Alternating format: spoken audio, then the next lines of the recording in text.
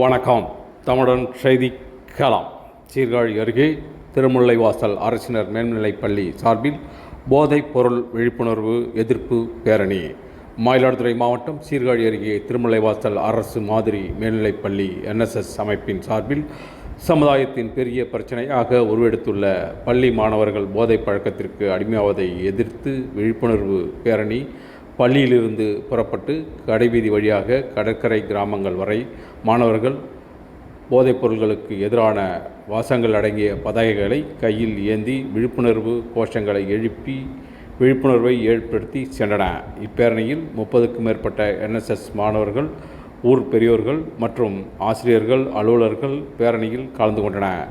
பேரணியில் திருமுல்லைவாசல் மீனவ கிராம தலைவர் GVN கணேஷ், பள்ளி தலைமை ஆசிரியர் சுரேஷ், சபாநாயக முதலியார் இந்து மேல்நிலைப்பள்ளி உதவி தலைமை ஆசிரியர் முரளிதரன், பள்ளி உடற்கல்வி ஆசிரியர் செந்தில்குமார், எழுத்தர் செல்வராஜ், உதவியாளர் சிங்காரவேலர், தன்னாளர் காளையரசன் கலந்து கொண்டனர்.